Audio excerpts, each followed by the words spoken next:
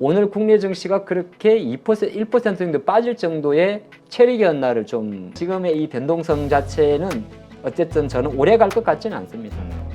고평가라는 이야기가 나올 때가 사실은 주식을 보유하고 살 때거든요. 상반기에 조금 빨리 오르면서 올랐다가 지금은 눌려 있는 거지 산업의 흐름 자체가 틀어졌다고 보기에는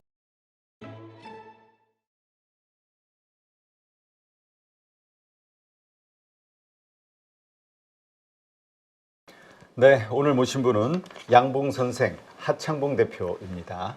안녕하세요. 안녕하십니까? 자, 오늘 오랜만에 조정이 좀 나왔다라고 봐야겠죠? 네. 코스닥 쪽이 좀 조정이 강했는데 오늘 외국인의 선물 매도가 한 3,200억 좀 나온 거라고 봐야 될까요? 네. 오늘이 이제 12월 13일인데 오늘 같은 날은 참 주식하기 싫은 날이었습니다. 왜요? 뭐가 또 우리 양봉 선생의 마음을 불편하게 했을까? 이제 저도 이제 주식도 한 강산이 2번 변해봤는데 우리가 주식의 영상을 함께 하시는 분들이 그런 생각을 할 거 아닙니까? 주식 공부가 어렵다 그러거든요. 근데 어렵다는 게 왜 그러냐면 1 더하기 1은 주식이 아니라는 생각이 좀 많이 들 때가 이제 시장의 어떤 우리가 쉽게 말해서 디커플링 장세라고 이야기를 합니다. 디커플링이라는 게 뭐 예를 들어서 사실 이번 주에 가장 큰 화두가 FOMC 회의잖아요. 그리고 그러면 그 회의 전에 나왔던 게 미국의 물가 지표고 자, 그런 과정에서 순차적으로 이제 반응을 하는 건데 다른 한편을 놓고 보면 많은 투자자분들이 빅 이벤트, 그러니까 우리가 말하는 이게 대세, 큰 그림이 먼저냐, 작은 그림이 우선이냐에 대해서 고민하게 하는 하루였던 것 같아요. 그게 왜 그러냐면 오늘 국내 증시가 그렇게 2%, 1% 정도 빠질 정도의 체력이었나를 좀 확인하는 장이었던 것 봅니다. 그래서 오늘 장은 저는 뭐 내일이 또 이제 동시 만기일이고 이벤트가 있다 보니까 뭐 오늘 내려갔다고 해서 또 내일도 내려가고 그런 법은 없는데 최근 한 달 정도 누적된 것 같습니다. 예를 들어서 이제 뭐 많이 화두가 됐지만 사실 대주주 양도세라는 이슈 자체가 오늘이 딱 3번째거든요. 이게 뭐냐면 어느 정도 이제 금융시장, 증권시장에 참여하는 투자가들은 12월이 넘어오면서 준비를 하고 있었습니다. 예, 준비를 하고 있는 상태이기 때문에 12월 초순부터 이제 관련 종목들을 많이 좀 비중을 줄이는 부분인데 줄이는 상황에서 놓고 보면 이제 한 번 정도 지난주 목요일 정도에는 또 2시 정도에 약간 루머가 돌았었어요. 대주주 양도세 기준 금액을 상향할 수도 있지 않을까. 근데 이제 돌지 않으면 이제 다음 주로 우리 사람의 심리는 다음 주로 넘기는 거거든요. 그리고 이제 대통령의 출국 일정 자체가 월요일이기 때문에 많은 투자분들이 그래서 지난주에 꼭 이거는 2차 전지만 말하는 건 아니에요. 다른 종목들을 많이 좀 이게 가져오고 주식을 가져오고 이제 FOMC에 이렇게 집중하면서 왔는데 또 아직까지 이제 뭐 확인된 건 아닙니다만은 이 대주주 기준 그 양도세 기준금액 상향이 호재는 아니에요. 그러니까 제가 호악재를 따지자면 대신 악재는 맞아요. 이게 무슨 말이냐면 그게 예를 들어서 번쩍 뭐 당장 내일이라도 발표됐다고 해서 정씨가 뭐 지난 우리가 11월 6일 날 갑작스레 대주주 공매도를 금지한 것처럼 그런 재료는 아니지만은 한편으로 놓고 보면 내가 어떤 회사를 보고 투자를 하고 향후 모멘텀을 보고 뭐 이런 거에 하기에는 조금 서운했던 하루였다 보는 거고 오늘은 제가 반도체는 돌려치기 한 판이라고 해놨는데 이게 농담 삼아 그런 얘기 가끔 할 때가 있어요. 야 이제 HBM 기존 관련주 다 올라갔고 또 최근에 온 디바이스 갔고 안 간 게 딱 하나 있는데 그게 기판이다. 오늘 기판의 날이었어. 근데 그럼 이럴 수가 있어요. 이게 사실 주식이 이럴 거 보게 되면 운칠기삼이란 말을 참 많이 하는 거거든요. 물론 우리가 주식을 매수하고 보유하고 있을 때는 이게 당장 정확히 그렇지 않습니까? 내가 사는 순간은 올라라고 매수를 하는 거거든요. 근데 갑작스럽게 탁 올라가 버리면 뭐 사실 장중에 단타 치는 사람은 뭐 괜찮을지 모르겠지만은 많은 투자분들이 이렇게 오늘 툭 올라가고 내일 멈춰버리고 그러면은 이거는 주식판이 아니라 도떼기판입니다. 그래서 오늘은 조금 더 도떼기판이 좀 심했다고 판단을 좀 해봤고 이제 찾아 이야기했는데 그런 상태가 있다 보니까 오늘 주가가 종가 저가로 마감했어요. 그러니까 주가 지수 자체가 배터리가 대부분이 종가 저가가 좀 많았고 종가 저가라는 것 자체는 한편으로는 그런 게 있어요. 뭐 예를 들어서 뭐 일시적인 현상이다 아니면은 또 내일 선물 옵션 동시 만기일이니까 선제적으로 눌렀다 이렇게 볼 수도 있는데 많은 투자가분들이나 지수를 보고 추정하는 이 투자가분들은 난 아예 전혀 다른 섹터를 갖고 있어요. 뭐 예를 들어서 뭐 자동차도 상관이 없고 별로 움직이지도 않은 섹터. 근데 움직이지도 않은 섹터들도 지수가 확 빠져버리면 우리가 대응이 먼저잖아요. 그렇죠. 그러다 보니까 오늘 장을 한마디 놓고 봤을 때는 약간은 좀 상당히 서운한 하루였다. 그렇게 봤습니다. 그러니까 특히 오늘 뭐 전반적으로 많은 섹터들이 빠지기는 했어요. 네. 근데 조금 더 그 좀 강하게 지수를 끌어내린 요인을 보면은 코스닥을 내린 요인을 보면은 아무래도 2차 전지일 것 네, 같아요. 네. 2차 전지주들 오늘 LNF가 5% 넘게 빠졌네요. 아, 네. 요즘 잘 나가다가 잘 나가던 LNF까지도 이런 모습 나오는 거. 빠진 어떻게 것부터 먼저 이야기를 합니까? 보세요? 네. 아, 그렇구나. 예. 배터리는 이렇게 보면 되죠. 약간 이제 LNF도 마찬가지고 포스코 퓨처엠, 에코프로, 머티, 에코프로 BM까지는 주가가 올라갈 수 있는 개별 재료가 다 있었어요. 최근 2, 3주 동안. LNF 같은 경우는 LSY 전구체 공장, 그리고 포스코 퓨처엠은 또 광양 공장에서의 우리가 단결적 양극재 생산 개시, 그리고 에코프로 BM 같은 경우는 삼성 SDI형을 통해서 44조 원대의 5년짜리이긴 합니다만은 NCA 그것도 그 NCA면은 거의 뭐 하이 니켈계거든요. 니켈 함유율 80% 이상짜리. 그리고 에코프로 머티는 뭐 시가총액 사이즈 때문에 당장 이제 12월 15일부로 코스피 200에 폐임되는 효과가 있었는데 다른 종목들을 놓고 보게 되면은 그리고 중간에 잠깐 나온 게 IRA 25. 그러니까 저는 그렇게 이름을 붙여놨어요. 그 미국이 12월 초순에 미국의 그 그 배터리 지원 법안, 근데 중국산의 비중 자체가 25% 정도까지만 된다고 이야기를 하면서 실제적으로는 분리막이라든지 뭐 전해액 같은 경우, 전해액은 아시겠지만은 중국산의 그 미국 진출이 양극재보다 더 어렵기 때문에 이게 좀 올랐었는데 이것도 거의 제가 볼 때는 거의 같은 결이에요. 어쨌든 개인 투자가 비중이 많고 쏠림이 많은, 그 다음에 금액도 많은. 그러니까 양도세 이슈는 몇 가지로 분석을 합니다. 연초 대비 많이 올랐고 개인 매매 비중이 많은 종목들 대부분 많거든요. 그 중에서 가장 많은 종목이 포스코홀딩스입니다. 그리고 그러다 포스코홀딩스란 금액 기준으로 부추정할 수가 있고요. 그런 상태가 아무래도 이제 뭐 사실 혼자는 갈 수는 없는 거죠. 그래서 이게 나오지 않다 보니까 시장은 이제는 뭐라고 이야기해야 될까?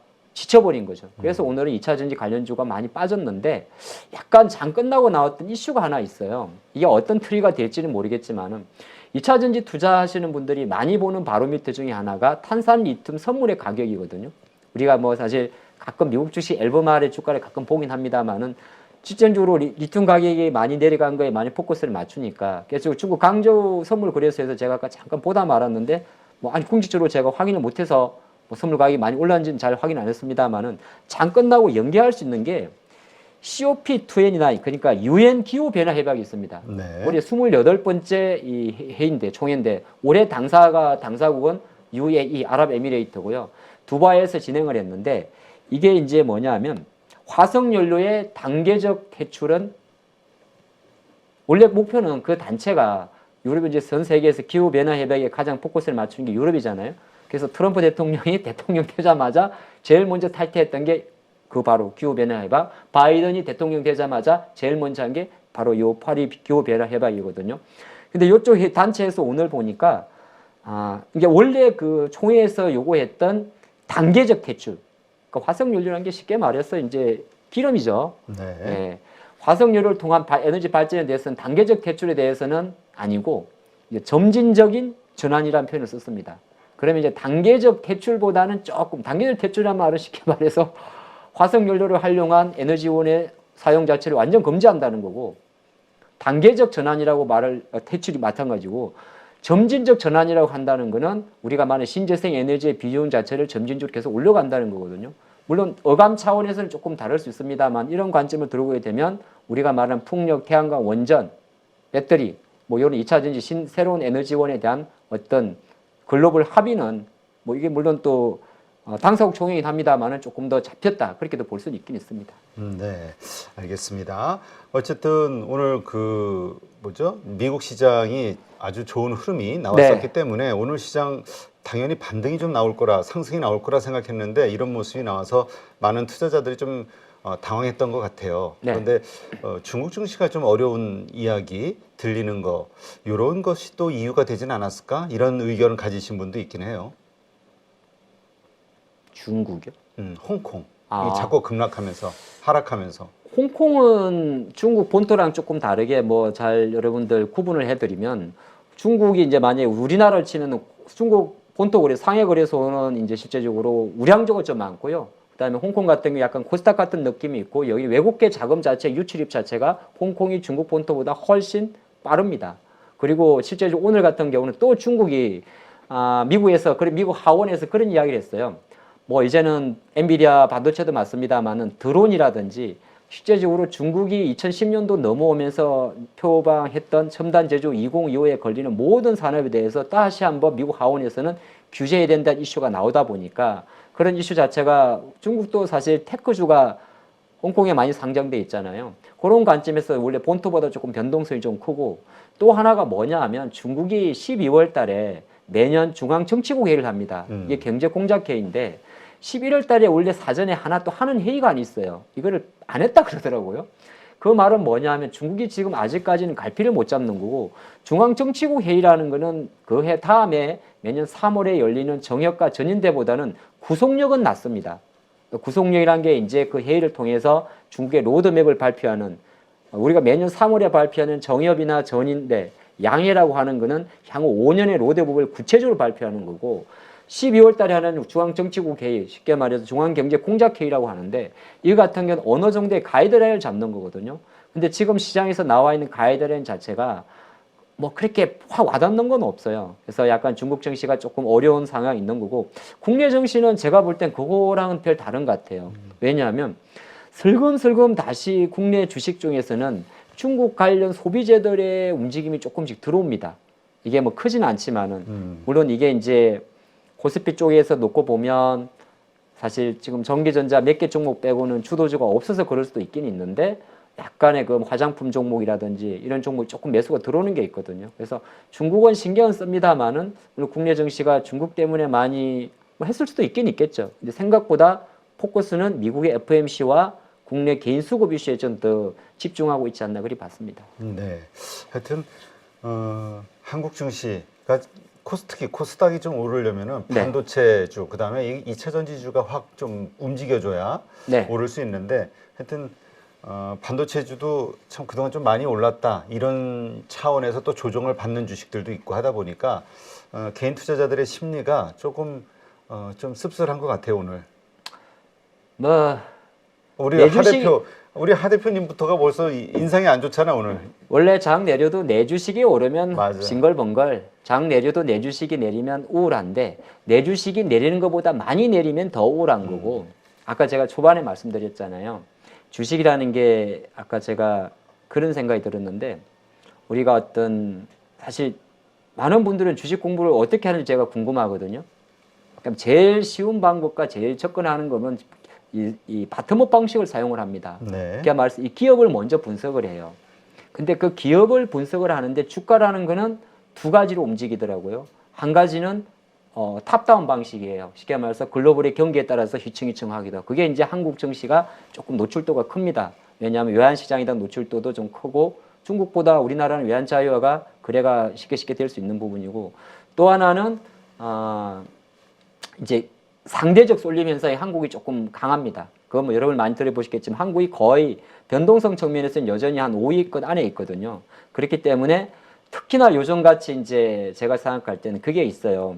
포무까지는 아닌데 최근에 이제 LS 머티리얼즈 이 기업의 어떤 하나의 트리거를 좀 말씀을 드리면 LS 머티리얼즈가 상장을 했어요. 네. 그러면 자금이 저쪽으로 쫙 갔지 않습니까? 그러면 실제적으로 그 다음에 상장하는 오늘 블루엠텍이라는 종목도 그냥 같이 오릅니다. 그러다가 이제 막판 되면 빠지고 있거든요. 근데 시장에 투자하는 사람들이 장이 전체적으로 한국이 지금 어수선하잖아요. 그렇죠. 어수선할 때는 일단은 뭐 세상을 욕하고 예? 그런 건 다음 문제예요. 돈의 전쟁에서는 냉정하기 때문에 맞아요. 우리처럼 이렇게 좀 차근히 멀리 보고 투자하신 입장에서는 좀 기다려 줄 수는 있는데 그 들어와서 오늘 하루만 사는 그 전투적인 투자가들은 그거 필요 없는 거예요. 근데 왜 갑자기 착즙이 떠오르지? 그냥 오늘만 하루만 산다 그러니까. 오늘만 산다 하는 사람들이 지금 판치는 세상에서는 우리 같이 기업을 투자하고 공부하고 하시는 분한테는 소외가 있는 거예요. 우리 양분 선생님이 은근히 이게 쫙 끌어올리시는데 스스로? 그러니까 지금은 한편으로 두 가지 인사이트를 합니다. 이것도 한국 시장이고. 맞아요. 그래서 우리 보통 그 우리 뭐지 바벨 전략, 네. 단기 그다음에 장기 두 가지 계좌를 좀 가지고 가자 많이들 하잖아요. 예, 그렇죠. 그래서 이제 경험이 쌓이다 보면 딱 봤는데, 에이, 더러워서 못해 먹겠네. 내가 생각한 거 움직이지 않을 때, 그럴 때는 대부분의 좀 이제 경력이 쌓이시면 두 가지를 합니다. 아예 쉬거나 포지션을 줄이에요. 근데 아예 쉴 수 있는 거는 진짜 초능력자입니다.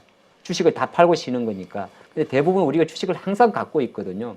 그렇기 때문에 여기서 포지션을 조금 줄이는 거고 때를 기다리는 건데, 지금 12월 달의 특징 자체가 아사리판이기 때문에, 표현이 너무 세네. 이 난장판이기 때문에 네. 지금의 이 변동성 자체는 어쨌든 저는 오래 갈 것 같지는 않습니다. 예, 그렇게 보는 게 좋을 것 같습니다. 네. 하여튼 2차 전지주에 대한 우리 또 뭐 투자자다 보니까 그 확신이 있으시죠? 상승할 거라는.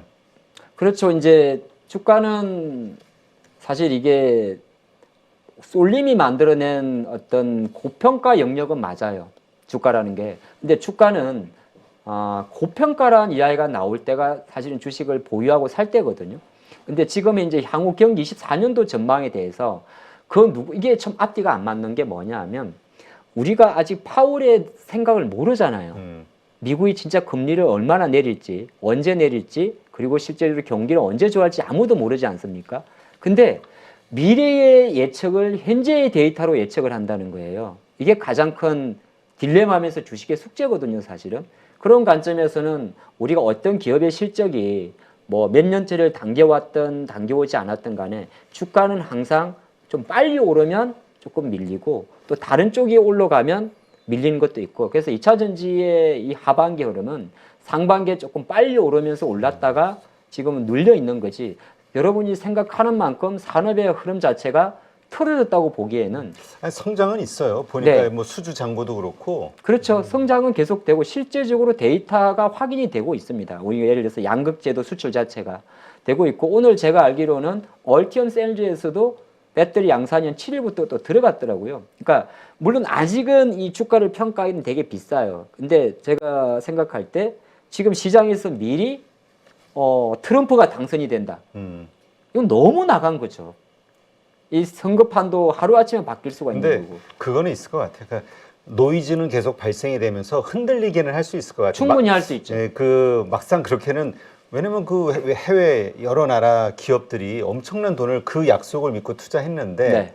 싹 안면 닦기는 좀 뭐하지 않을까, 가능하진 않을 것 같다. 그리고 어느 나라를 불문하고, 대한민국 포함해서 어느 나라를 불문하고 말기 1년 전후 가면 레임덕 현상을 겪게 됩니다. 모든 대통령의 지지율은. 그러면 그 시장 관점에서는 당연히 그 지지율, 그 원래 정치 쪽에서 갖고 있던 섹터에 대해서는 무조건 디스를 하는 거거든요. 네, 그런 관점이라서 약간은 제가 볼 때는, 물론 이제 그렇다고 해서 뭐 내년 미국 대선이 민주당이 된다 그렇게, 그건 모르지만 시장에서 말하는 건 뭐냐 하면 그런 데이터도 벌써 나와요. 트럼프 1기와 2기의 차이점을 생각하고 가라고. 그러니까 트럼프가 뭐 말을 나와서 조금 하면 1기 때 어쨌든 실패한 거잖아요. 연임을 못했으니까 민주당한테 표를 내줬고, 트럼프의 가장 표밭이었던 러스트벨트를 찍은 사람은 생각보다 바이든이었거든요. 그러면 제2기의 트럼프가 들어왔을 경우에는 트럼프는 분명히 트럼프2의 어떤 국정을 펼칠 가능성이 되게 높습니다. 근데 그런 가능성을 열어놓고 본다면 먼저 기후적으로 24년도에 11월 달에 미국 대선에서 공화당이 되면은 배터리는 끝나.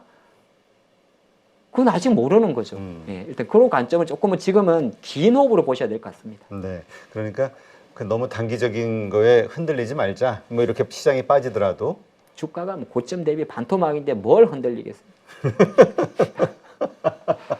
내가 한 1-20% 빠지면 흔들린다고 해. 예. 양분 선생님. 자포자기가 아니라. 그러니까 근데 뭔가 자포자기한 느낌이 나는데. 그렇지는 않습니다. 아, 그래요? 오늘 또 특징적인 섹터나 종목이 네. 있었다면 어디가 있을까요? 바로 요겁니다. 어떤 거죠? 네, 화면 보시면 아까부터 띄워놨는데 CXL. 과연 우리 이 영상, 어려워요. 이 방송을 함께 하시는 분들이 이런 이슈와 띄우고 제가 특징주를 올리면 어떤 생각이 혹시 드십니까? 그러니까 오르니까 자료 포화가 짜맞추는 것 같지 않습니까? 그런 것 같아요. 그렇죠. 저도 마찬가지예요. 이게 주식시장의 현실인 것 같아요. 그러니까 온 디바이스라는 단어를 이건 제가 그냥 현타 좀 이야기할게요. 근데 여러분들 많이 공감이 되실 것 같아서 온 디바이스라는 거를 우리가 HBM을 우리가 이해하는데 한 달 이상이 걸렸다고 생각을 해요. 관련주 정리할 때 주가는 이미 50, 100% 올랐을 거고 온 디바이스를 이해하는데 또 그렇습니다. 이는 뭐 내가 대학교를 공대를 했던 똑같은 거예요. 근데 주식은 성장인데 한편으로는 그런 것도 있어요. IT 종목은 현실성보다는 그럴싸한 것에 먼저 반등하는 것을 보여준 게 오늘 CXL이었던 이슈 같습니다. 여기 보니까 10월달 이슈인데요. CXL 2.0을 지원하는 인텔 서버용 CPU가 내년 상반기 출시된다는 내용이 10월 20일자 기사입니다. 네. 지난달 내용이에요. 그래서 실제적으로 이제 이 주체는 누구냐 하면 인텔입니다. 미국 인텔 회사가 이렇게 하고 하이닉스가 빠르면 4분기 뭐 늦어도 삼성이 이렇게 한다고 이야기하는데 그러다 보니까 이제 시장에서 막 이야기가 나옵니다. 이 하나의 디램인데 실제적으로 기존 디램보다는 약간 셀도 모듈도 한 16개 정도 붙일 수가 있고 많이 붙일 수 있대요. 그래서 이제 우리가 AI 반도체가 되고 하면 힘드니까 기존의 디램보다 조금 더 성능이 강화된 컴퓨터 익스프레스 링크라는 이런 메모리 쪽으로 간다. 그런 내용이거든요. 그리고 이게 실제적으로 이제 시장에서 하이닉스도 삼성전자도 한다고 하니까 시장에서는 또 뭐야 해가지고 이제 달라붙은 겁니다. 그런 관점에서 근데 이렇게 나오니까 시장에서는 딱 움직이는 게 어쨌든가 저거 볼 때는 이 기판 관련주가 가장 많이 몰린 거예요. 근데 두 가지가 있습니다. 이쪽에서 이제 제가 뭐 완전히 제가 그 뭐라고 할까 뭐 이건 차세대 메모리에 대한 이야기다 보니까 메모리 기판 쪽으로 많이 움직였는데 실제적으로 이 기판 투자 같은 경우는 지금도 하고 있었고 과거에도 하고 있었고 앞으로도 하고 있어요. 물론 우리가 아주 멀리 내다보면 이게 이제 기판 같은 경우가 지금 시장에서 많이 강조하는 게 자율주행 AI 때문에 시스템 반도체 아니겠습니까? 그렇죠. 그러면은 FC BGA가 있을 거고 여기가 이제 보면 CPU, 컴퓨터, GPU, 전기차, 그리고 이제 AI 자율주행 다 포함되는데 실제적으로 만약에 저는 뭐 아직 공학도가 아니기 때문에 자료는 띄워 넣습니다만은 요 정도만 설명을 드릴 수 있을 것 같은데 어쨌든 새로운 서버라는 것 자체가 이게 CXL인지 그거는 지켜봐야겠습니다만은 가장 중요한 거는 시장에서 반응한 거는 다 기판이었다는 거예요. 근데 우리 투자자분들이 이 기판 이 이슈를 가지고 과연 시장 헤드라인은 그렇게 나오거든요. 전 이거 티스알라 나온 거예요 오늘. 따라가다 물린다고. 세상이 바뀐 것처럼 하지 말라고. 이게 기사가 이렇게 내거든요. 오늘 네오셈이라는 종목이 상한가를 갔어요. 그러니까 저기 다 수급, 이슈가 떠오르면서 수급이 올리는 거지만 결국 테마라는 거는 아직 실체화돼, 그러니까 뭔가 확실하게 매출이라든가 증명이 되지는 않은. 약간 온 디바이스의 후광이죠. 네. 지금 당장 뭐가 될 것 같은. 그렇지, 기대감이지. 예. 인텔이 실제적으로 메모리 시장에 어떤 타개를 하기 위해서 새로운 서버 체계에 CX2라는 메모리를 만들고 그것을 하이닉스나 삼성전자가 출시를 하고 근데 들어보니까 성능은 좋다고 하고 그런 관점에서 4세대 기판으로 이야기하는 FC BGA 쪽에서 매기세가 들어오고 그랬더니 이미 보니까 삼성전기 1조, LG노텍 5조 5천억, 대덕전자, 코리아서킷 다 투자를 한 거죠. 그러니까 중국도 드드드 움직입니다. 근데 제가 이렇게 생각할 때는 그러면 여기서 여러분 저는 묻습니다. 삼성전기 지금 살래? 사죠. 예를 들어 살 수는 있습니다. 왜냐하면 내년도 놓고 보면 사실 전장은 좀 삼성전기라는 기업의 주가가 아주 멀리 보면 세 개의 사업부가 있습니다. 컴포넌트 사업부, 반도체 기판 사업부, 또 하나 있는데 갑자기 생기지 않 반도체 패키징 쪽이 하나 있긴 있는데 그러면 전장 쪽 있죠. 전장 같은 경우는 사실 뭐 전장 가지고 삼성전기 투자할 수 있습니까? 못합니다. 단호해서 지하성화인데 LG전자도 전장 보고 투자하겠다는 그럼 앞뒤가 안 맞잖아요. 그러니까 지금 LG가 이 물적 분할과 관련해서 기업 신뢰를 좀 많이 잃은 것 같아 시장 참여자들에게. 그러니까 전장에 포커스를 맞추면 대덕전자, 삼성전기는 들어갈 수가 없어요. 왜? 그럼 그분은 배터리를 같이 투자하시는 분이고 현대차, 기아차 같이 보시는 분이에요. 전장이 뭡니까? 자동차가 많이 팔려야죠. 근데 잘 팔린다는데 또 안 팔린다며.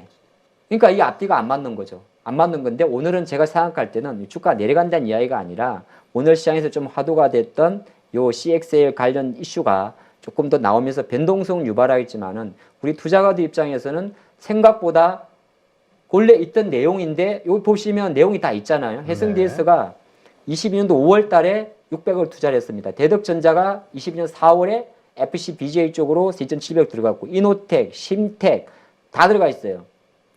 근데 오늘 왜 움직이냐 이 말이죠. 화가 많이 났구나. 그러니까 그러면 거꾸로 놓고 보면 이제 그 이야기를 하죠. 그래도 우리가 주식하시는 분이 오늘 배터리 빠지고 이거 올랐다고 화내면 안 되고, 그렇죠. 앞으로 그러면 이 실제적으로 CXL 관련 이슈가 나오면 이 외에도 오늘 시장에서 움직였던 네오셈이나 퀄리타스 반도체나 이런 종목도 움직이겠지만은 이제는 메모리 기판 쪽도 반도체가 뭐 우리가 좋아진다고 하고 내년 실적이 좋아진다고 하면 이걸 굳이 연결시킬 필요도 없긴 없어요. 이 CXL하고 기판은. 근데 왜 그러냐면 최근에 가장 많이 나오는 단어가 어제 삼성전자가 주가가 73,500원 끝났지 않습니까? 이미 24년도에 삼성전자 영업이익 36조 이야기에 하이닉스 영업이익 8조 후반 이야기 나오거든요. 그 말은 뭐냐 하면 가격 감산 효과로 인해서 실제로 업황에 대한 전망을 하는 거니까, 그러면 업황에 대한 전망을 한다 그러면 다시 조금 그동안 이게 미래 반도체 고부가가치 기판이잖아요. 그러니까 고부가가치 기판 쪽으로 로테이션이 돌았을 수도 있어요. 예, 그런 관점으로 보셔야 된다. 저는 그렇게 말씀드리고 싶습니다. 네, 알겠습니다. 자, 그러면 네. 일단 오늘 뭐 미국 증시의 상황에 따라도 다르겠지만 내일 한국 증시 어떻게 대응하는 게 좋을까요? 그 윤석열 대통령한테 한번 전화를 한번 해야 되는데, 일단 이 가장 큰 문제는 이거죠. 이 대주주 양도세 문제가 어떻게 되느냐. 그렇죠. 아직은 다 시장에서는 포기 안 한 것 같아. 아직은 일말의 기대감. 내일 놓치면 큰일 납니다. 이미 이제 이번 주가 거의 제가 보니까 툼에 이제 사람이 지치는 거라서, 물론 오늘이 아니라 실제적으로 주가가 내려간 걸 생각을 해보면 에코프로가 오늘 63만 원대 밑으로 내려갔거든요. 그게 아시겠지만은 11월 6일 날 공매도 금지할 때 90만 원대로 올라갔다가, 네. 그리고 최근에 다시 에코프로 BM의 44전 수준일 때 잠깐 올라왔었어요. 그러면 90만 원 기준으로 벌써 97, 63 다시 30%가 빠져 있는 거예요. 그렇지만은 그럼에도 불구하고 또 연초 대비 생각하거나 하면 또 올라 있기 때문에 내일장 관점에서는 사실 제가 FMC를 뭐 준비를 해놨습니다만은 이런 말하면 좀 그렇긴 한데, 뭐 내일이 또 우리나라 기준으로는 동시 만기일입니다. 그래서 제가 생각할 때는 거의 동시 만기일과 이런 게 겹쳤기 때문에 내일장을 전망하는 것 자체가 조금 조심스럽습니다만은 일단은 지금 현재 국내 지수만 놓고 봤을 때는 워낙 그 반도체도 있긴 있습니다만 LG엔솔, LG화학, SDI 그리고 에코프로 BM, 에코프로, LNF, 포스코 DX로 이어지는 2차전지 관련주가 많기 때문에 이 종목에 대한 어떤 추가 매도 하락 여부가 뭐 내일장을 지수 관점에서는 좌우하지 않을까 그렇게 보겠습니다. 네, 알겠습니다. 안녕하세요. 8.15 모니터 가족 여러분, 임수열입니다. 이번에 하나증권과 8.15 모니터기 함께 특별한 이벤트를 진행하는데요. 8.15 모니터 가족분들이 하나증권 신규 계좌를 개설하시면 특별한 혜택을 받으실 수 있습니다. 첫 번째 혜택은요, 국내 주식을 살 수 있는 3만 원을 드립니다. 두 번째 혜택은 하나증권과 함께하는 8.15 머니쇼 초청 받으실 수 있는 초청권입니다. 8.15 머니쇼는 특별한 강사진들에 의해 진행되는 프리미엄 세미나로 매회 500분을 초대해서 진행할 예정입니다. 그 외에도 소수점 주식 혜택을 드릴 거고요. 하나증권 계좌를 처음 만드는 분이라면 누구나 신청 가능하십니다. 이제 혜택 받는 방법 알려드리죠. 영상 하단부 더보기란에 기재된 링크를 통해 신청하시면 됩니다. 반드시 더보기란 링크를 통해서 계좌를 개설해야 이 혜택을 받을 수 있으니 유의해 주시기 바랍니다. 하나증권과 8.15 모니터기 함께 주식으로 하나 되다. 8.15 모니터 가족 여러분의 많은 참여 부탁드립니다.